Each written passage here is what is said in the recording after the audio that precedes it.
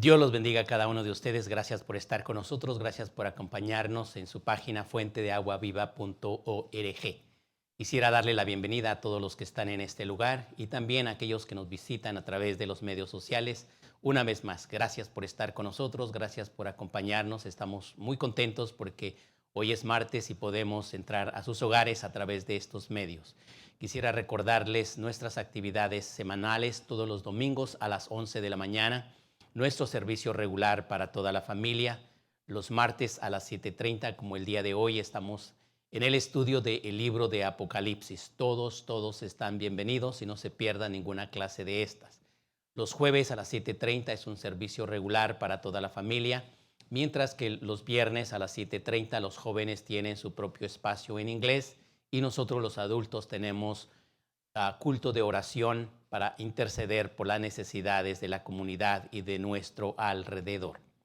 Lo que ha pasado en esta semana.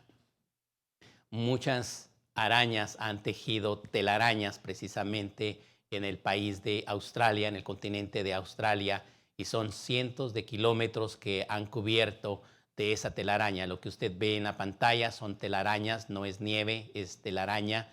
Las arañas, miles, millones de arañitas están tejiendo esas telarañas alrededor de los caminos, de los arbustos, de los árboles, y es algo extraño lo que está pasando con esta plaga de arañas. Ahí usted puede ver las imágenes de lo que está ocurriendo en el país de Australia. No sé cuántos se acuerdan del socavón de Puebla, pero ahora le tocó a el estado de Oaxaca. Usted puede ver la imagen, cómo ese socavón está prácticamente tragándose a ese camión de carga, y hay muchos socavones que se están dando alrededor del mundo. Es algo extraño lo que está pasando, pero eso es lo que está pasando a nuestro alrededor. Ahora le invito a ponerse de pie en reverencia a la palabra de Dios y vamos a estar viendo el día de hoy la Odisea, la iglesia tibia o la iglesia apóstata. Apocalipsis capítulo 3, versos 14 a el 22 dice: y escribe al ángel de la iglesia en la Odisea: he aquí el amén, el testigo fiel y el verdadero, y el principio de la creación de Dios dice esto: yo conozco tus obras, que ni eres frío ni caliente. Ojalá fueses frío o caliente, pero por cuanto eres tibio y no frío ni caliente, te vomitaré de mi boca. Porque tú dices: yo soy rico y me he enriquecido, y de ninguna cosa tengo necesidad, y no sabes que tú eres un desventurado, miserable, pobre, ciego y desnudo. Por tanto, yo te aconsejo que de mí compres oro refinado en fuego, para que seas rico, y vestiduras blancas para vestirte, y no se descubra la vergüenza de tu desnudez. Y unge tus ojos con colirio para que veas. Yo reprendo y castigo a todos los que amo. Sé pues celoso y arrepiéntete. He aquí yo estoy a la puerta y llamo. Si alguno oye mi voz y abre la puerta, entraré a él, cenaré con él y él conmigo. Al que venciere, le daré que se siente conmigo en mi trono, así como yo he vencido y me he sentado con mi Padre en su trono. El que tiene oído, oiga lo que el Espíritu dice a las iglesias. Padre, en el nombre de Jesús, te damos gracias, bendito Dios, porque en este día podemos pararnos delante de ti. Te ruego, Señor, que abras nuestros oídos espirituales, que abras nuestra mente y nuestro corazón, para que podamos captar el mensaje de esta noche, Señor, y que todos seamos edificados, que todos podamos comprender y atender al llamado tuyo, Señor.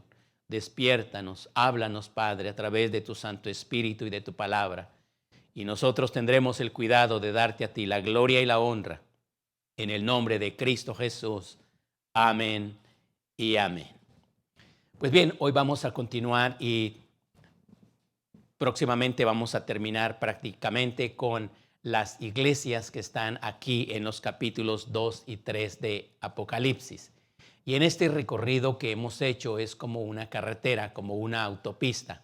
Y en esta autopista se muestran 7 etapas de la iglesia, desde Cristo Jesús hasta nuestros días. ¿Qué ha ocurrido durante todas estas etapas, durante todo este tiempo? y comenzamos a ver la primera etapa que fue con la iglesia de Éfeso. Esta sería la primera etapa que se le llamó la etapa de la iglesia apostólica. ¿Por qué razón? Porque fueron los apóstoles los encargados de llevar el evangelio a otros lugares. Cuando termina esa etapa, allá en el año 100, comienza la etapa de la iglesia de Esmirna. Y a esta etapa se le llama la iglesia perseguida. ¿Por qué razón? Porque fue entre el año 100 y el año 300 donde hubo mucha persecución en contra de la iglesia de Jesucristo y muchos fueron perseguidos, muchos mártires murieron por predicar la palabra de Dios. Cuando termina ese tiempo, comienza el periodo de la iglesia indulgente con Pérgamo, de los años 313 al 519. Lo que sucedió aquí fue que la iglesia prácticamente se unió al Estado por edicto de Constantino. Y aquí es donde nace el universalismo, o más conocido como el catolicismo. Entonces dejó de ser un cristianismo puro y verdadero para unirse con el paganismo, con la idolatría y la religión, y se creó el catolicismo. Mientras que el evangelio verdadero, el remanente fiel, se quedó caminando muy finitamente en este caminar a través de los siglos.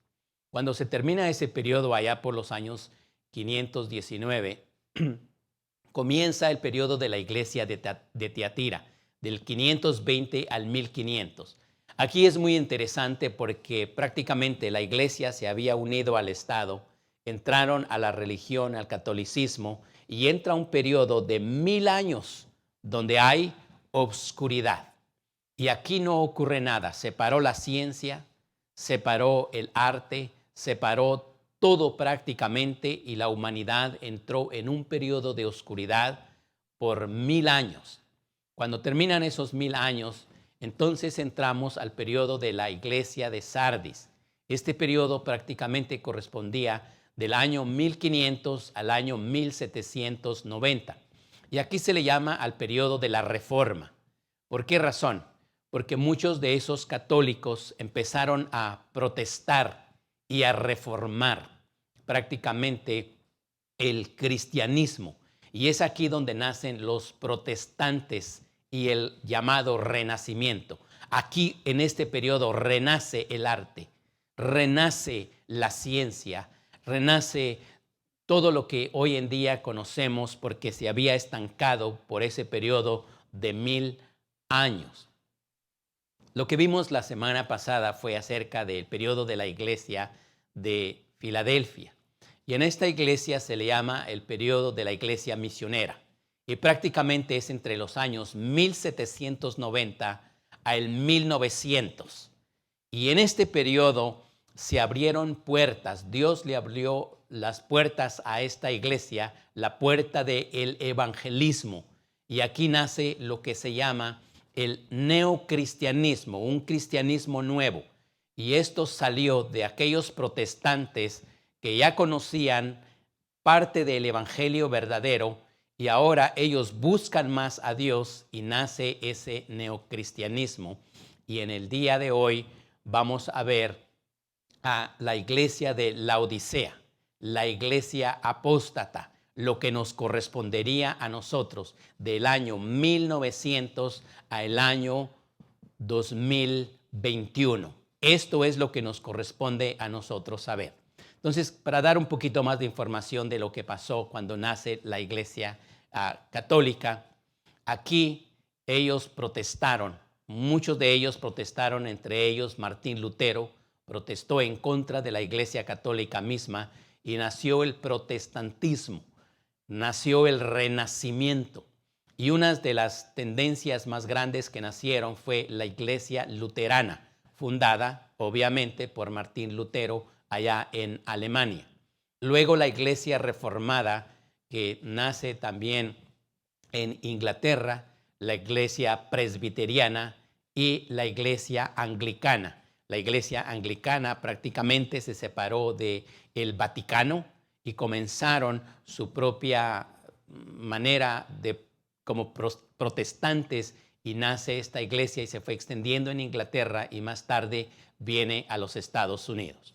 Entonces el catolicismo, digamos, es 100% idólatra, 100% religioso. Cuando nacen los protestantes dejaron un 25% y el 75% continuaron siendo católicos. Cuando nace esa nueva tendencia de la luterana, la reformada, la presbiteriana y la anglicana, pudiéramos decir que son 50-50, porque todavía son 50% católicos y 50% evangélicos verdaderos. Pero más adelante, cuando se sufre ese cambio y entra el neocristianismo, de la iglesia anglicana nacen dos ramas muy importantes.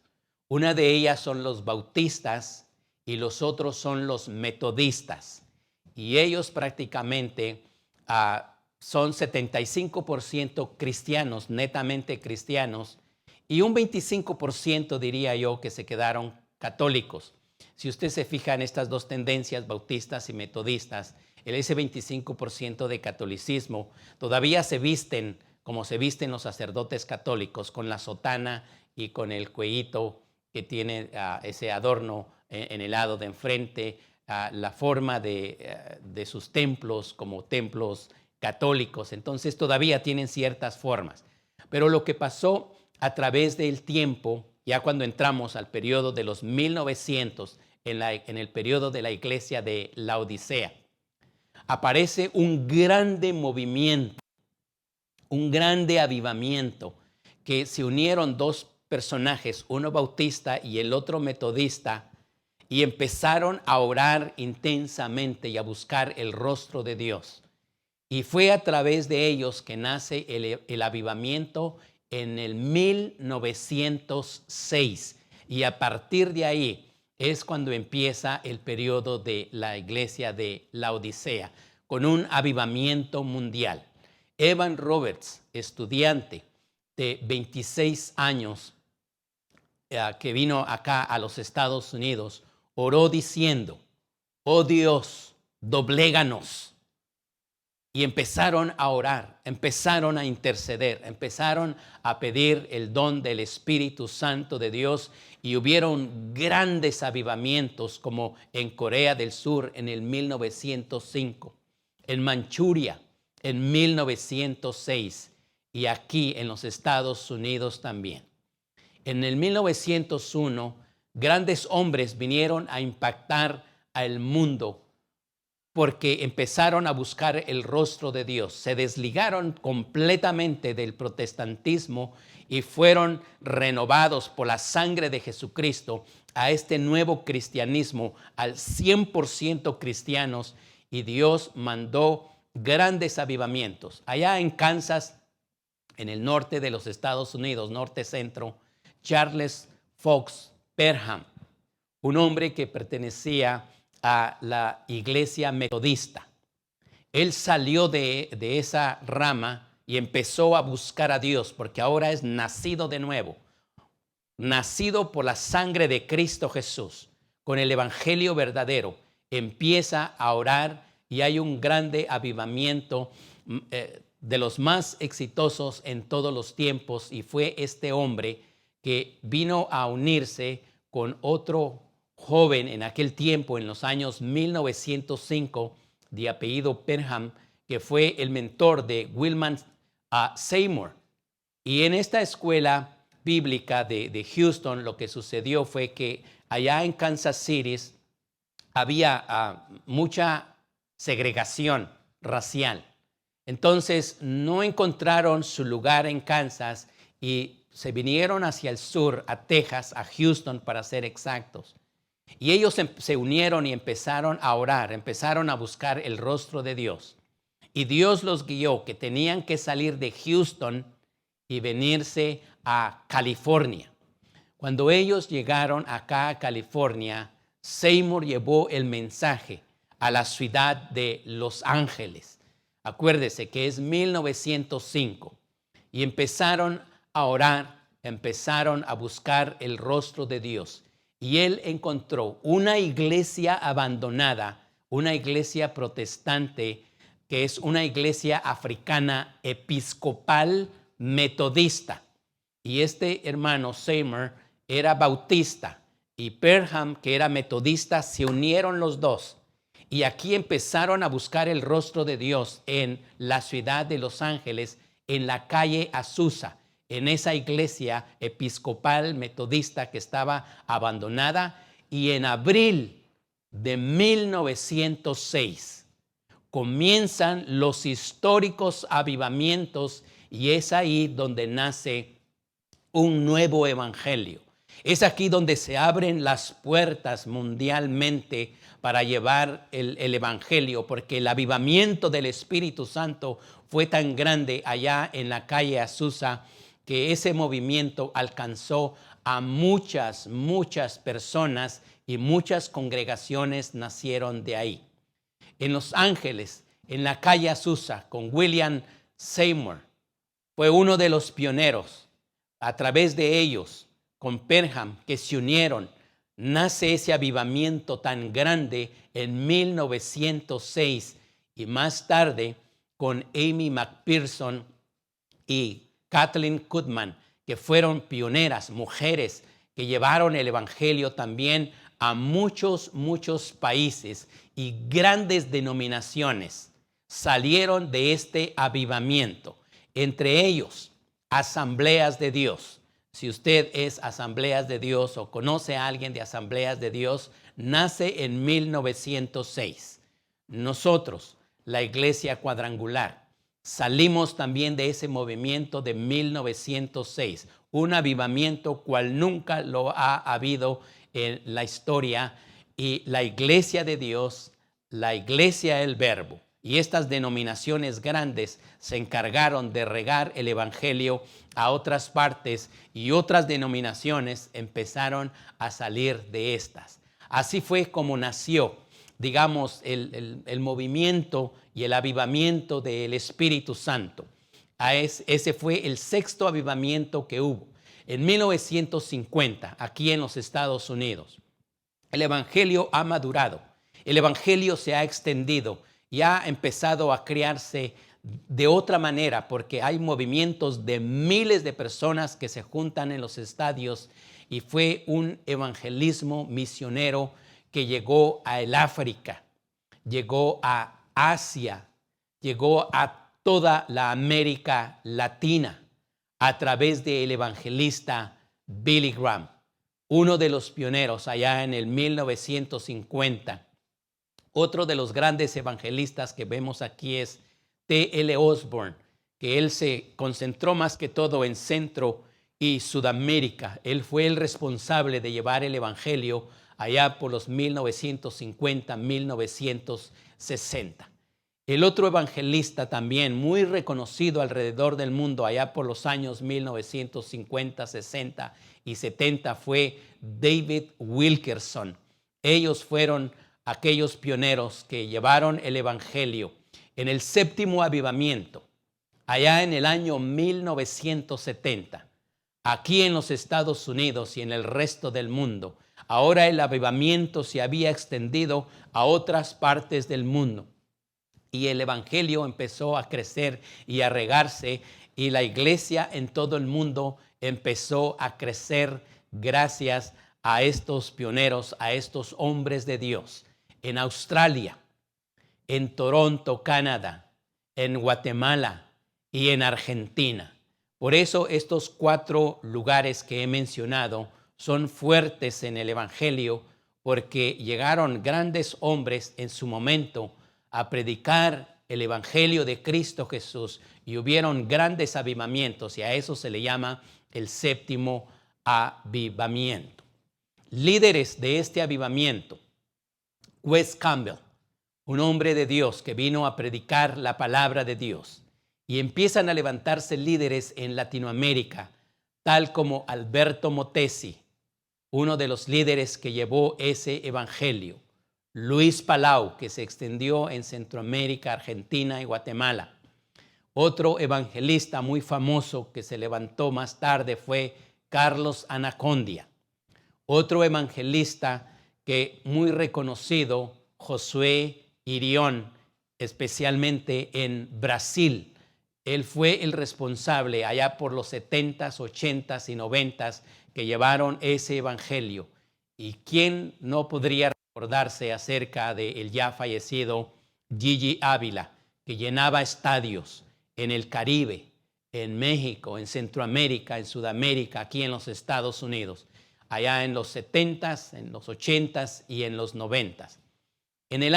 Cuando entramos al año 2000, todo cambió, porque la iglesia empezó prácticamente a cambiarse a una iglesia moderna, a lo que se llama ahora las mega iglesias, unas iglesias transformadas que dejaron el evangelio puro y verdadero y se fueron al tradicionalismo, a la psicología, y ahora ya no se predica el evangelio, se predica solamente de la psicología y lo que el hombre quiere escuchar.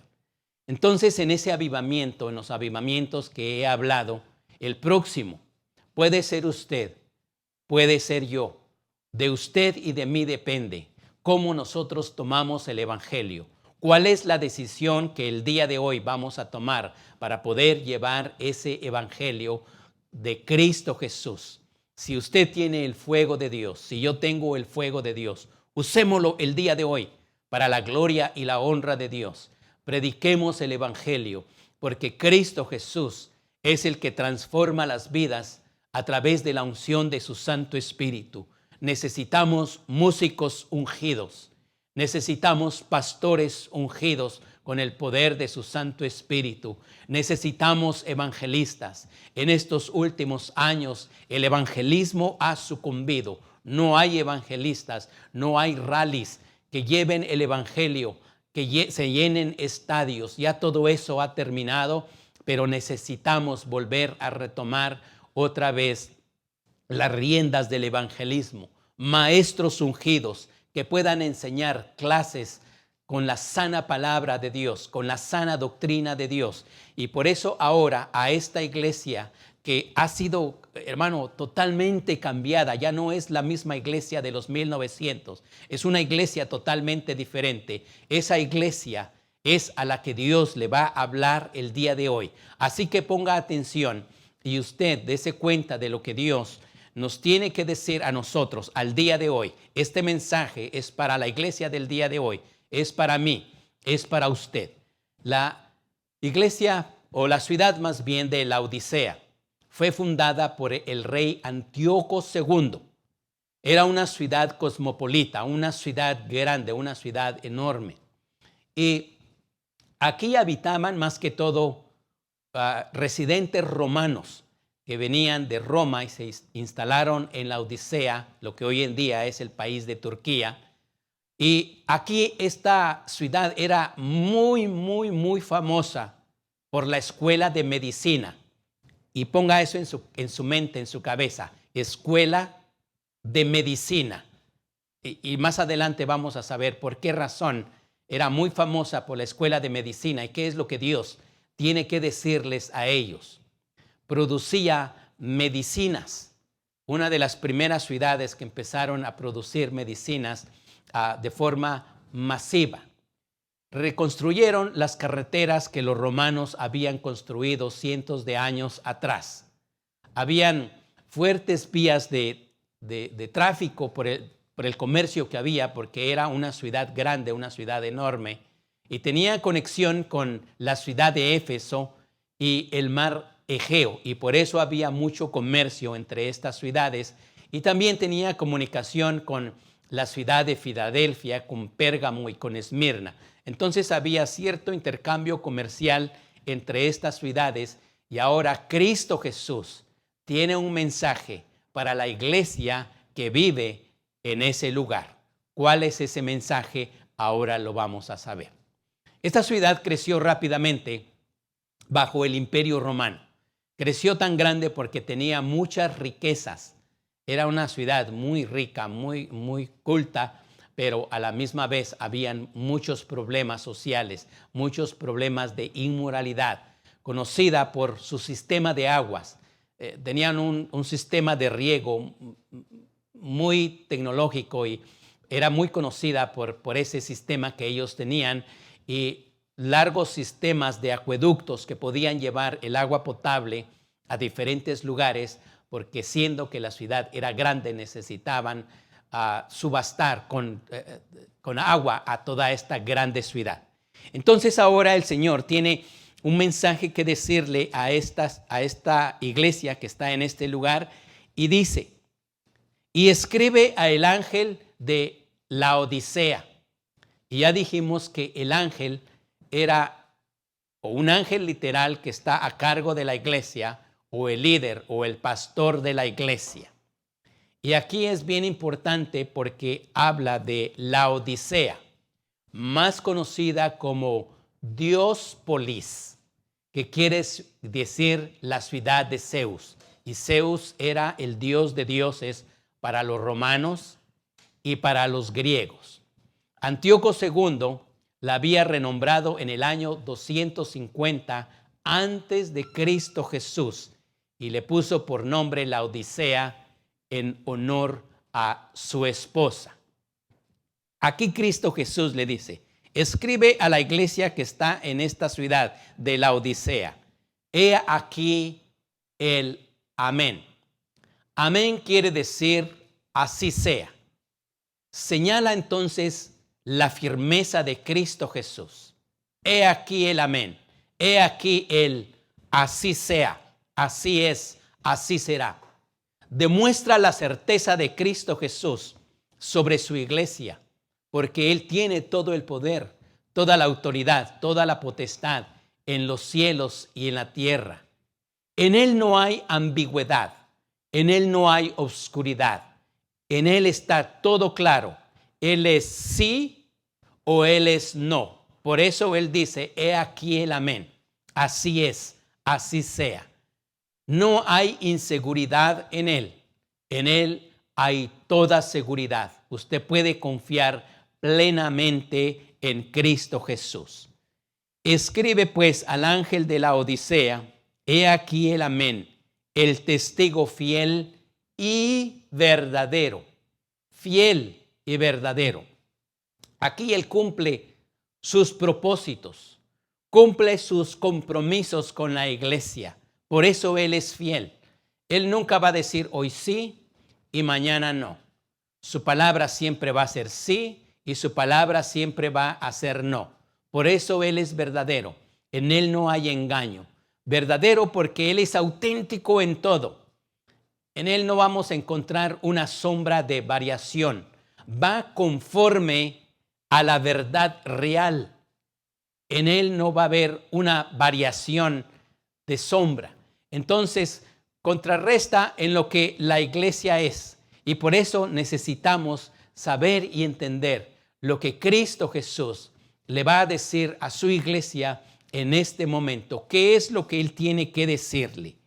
El principio de la creación de Dios dice esto. El principio de la creación de Dios. Él es desde el principio. En el principio era el Verbo, y el Verbo era Dios, y el Verbo era con Dios. Y cuando nos vamos a Génesis capítulo 1, verso 1, la palabra de Dios dice, en el principio creó Dios los cielos y la tierra. ¿Cómo creó Dios los cielos y la tierra? Por medio de su palabra.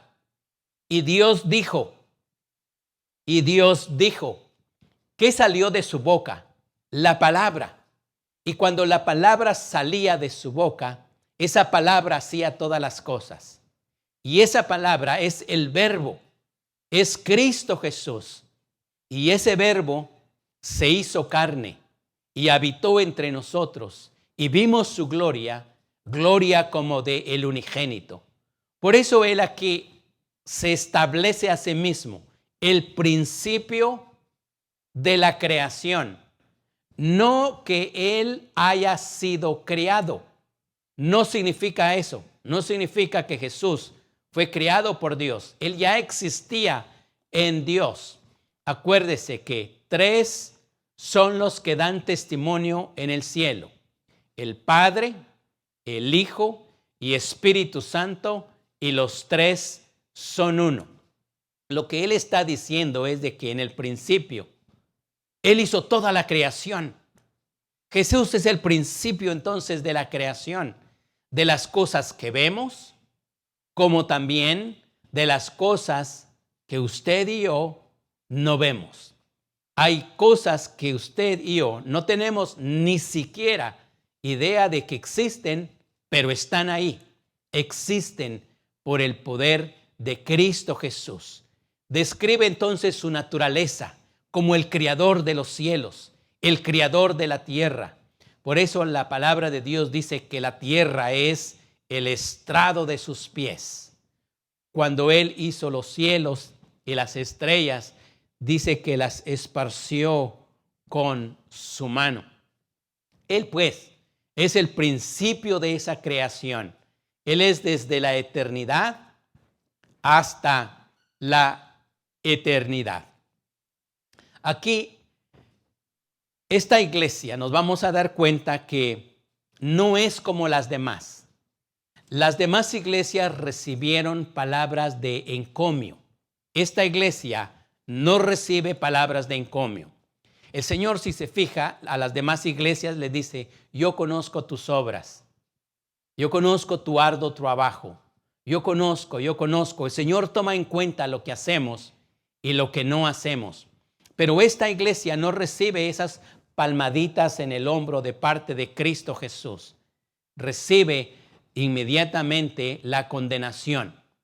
Porque esta iglesia, acordémonos, de los 1900, comenzaron ellos con el fuego del Señor, pero a través del tiempo se fueron enfriando, y 100 años después, ahora, en el 2020, ¿cómo está esta iglesia? La iglesia del día de hoy, no estamos calientes, pero tampoco estamos fríos, estamos en un término medio, estamos tibios, somos testigos tibios del evangelio. Y en el día de hoy, la iglesia del día de hoy no se regocija en el evangelio, se regocija en el materialismo, en qué tanto tenemos, qué tanto ganamos, qué tanto adquirimos. Confiamos en nuestras propias posesiones. ¿Cuál es mi posesión? ¿Cuál es mi posición dentro de la iglesia? ¿Cuál es el poder que tengo? Y esto es lo que el Señor está hablando en contra de esta iglesia. Esta iglesia, nos vamos a dar cuenta a través del tiempo, que tiene muchos defectos. Entró en un enfriamiento espiritual, y en los últimos 18 meses la iglesia se ha enfriado como nunca en la historia. Ahora hay mucha indiferencia. Poco a poco se entró a esa indiferencia espiritual. Se dejaron los propósitos divinos del principio y hemos entrado a una nueva etapa, a una nueva era. Tenemos falsas pretensiones, pretendemos cosas que son totalmente contrarias a la palabra de Dios. Somos falsos en todo esto.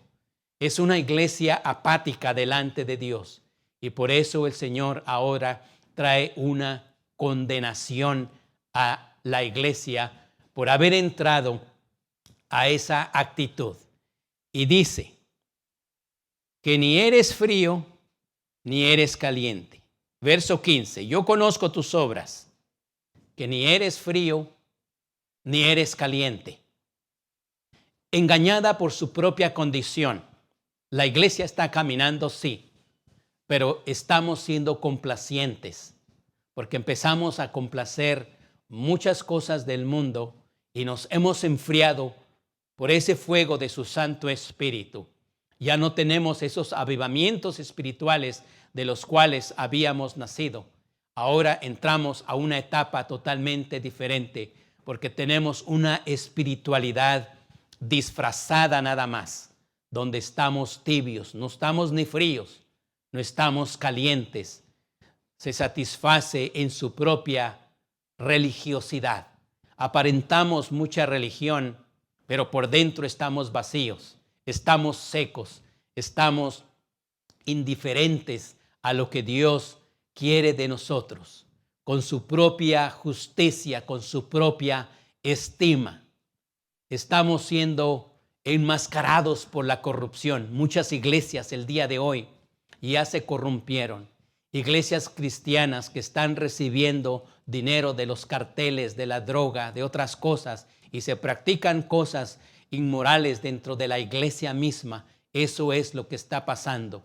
Tiene una pobreza espiritual donde el Señor ahora se ha molestado y tenemos una máscara simplemente, y debajo, hermanos, de esa máscara estamos nosotros. Está la indiferencia, está la tibieza, está todo lo que en el día de hoy conocemos de la iglesia. Por eso el Señor le dice, ojalá fueses frío, ojalá fueses caliente. Entonces, el Señor odia ese término medio, odia a los tibios. Más vale salirse de los caminos, o más vale estar adentro, pero caliente, hirviendo con el poder de su Santo Espíritu. Hace una crítica áspera el Señor aquí. Y note que está en símbolos de admiración. Ojalá fueses caliente, ojalá fueses frío. Es lo que el Señor está diciendo aquí. Mejor estar fervorosos con el Señor, o totalmente como el hielo, pero en un término medio. El Señor odia estar en ese término medio. Así que, iglesia, examinémonos en el día de hoy. ¿Cómo está nuestra vida espiritual? ¿Cómo estamos caminando espiritualmente delante de Dios? Pero por cuanto eres tibio y no frío ni caliente, te vomitaré de mi boca, dice el Señor. Esa palabra tibio quiere decir templado. Ni está caliente ni está frío. Un término medio. Y la mediocridad para Dios no va. Dios odia la mediocridad. Que no seamos cristianos mediocres, pero que seamos cristianos fervorosos, llenos de la palabra, llenos de su Santo Espíritu, porque aquí esto causa de que Dios nos vomite de su boca cuando estamos en la mediocridad. Personas que por años simplemente se sientan en las bancas, pero nunca trabajan para el Evangelio, nunca hacen nada, nunca leen la Biblia, nunca oran, nunca viven un evangelio lavado, un evangelio mediocre, y eso no quiere el Señor. Quiere que todos estemos fervorosos. Un contraste con la iglesia de Filadelfia, porque la iglesia de Filadelfia, aunque eran pobres, aunque tenían pocas fuerzas, supieron aprovechar esas fuerzas, supieron caminar esas puertas que se abrieron y pudieron llevar el evangelio a muchos continentes en el mundo, pudieron llevar el evangelio y las Biblias a otras partes. Pero hoy en día, ¿cómo está la iglesia? En la oración, poca asistencia. Los domingos la iglesia se llena, pero en los servicios de oración nadie llega. Se fija, y debería de ser al revés. En el domingo cualquier persona llega, pero en la oración es donde necesitamos entrar. En los servicios se sienten aburridos. La iglesia en el día de hoy quiere algo microwave.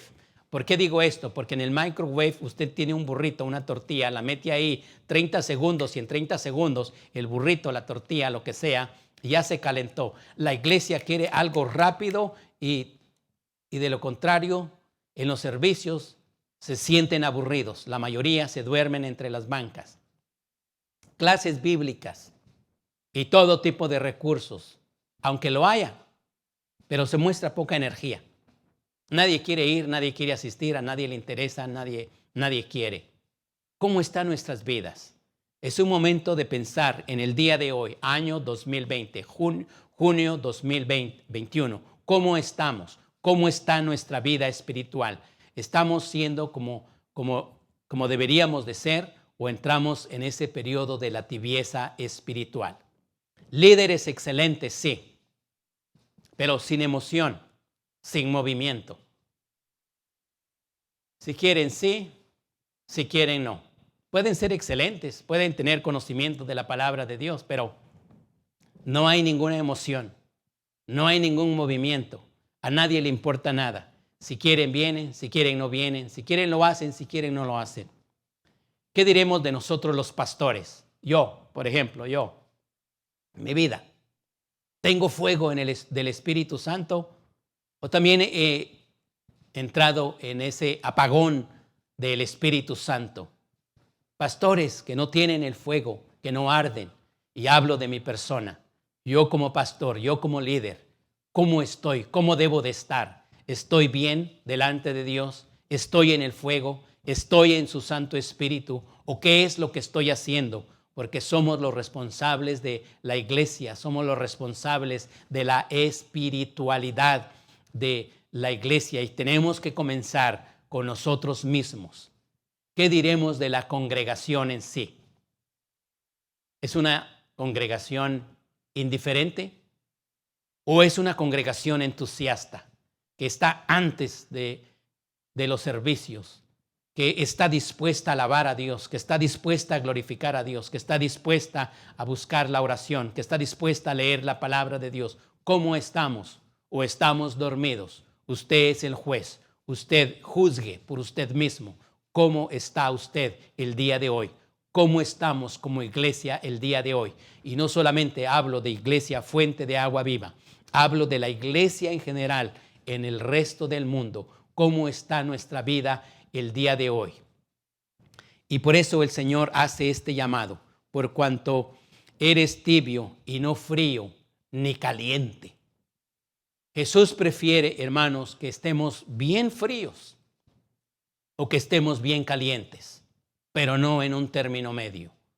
En vez de ese término medio, el Señor quiere que usted y yo tomemos una posición firme, una decisión firme. O entramos o nos salimos. Y si entramos tenemos que estar calientes y si nos salimos tenemos que estar completamente fríos.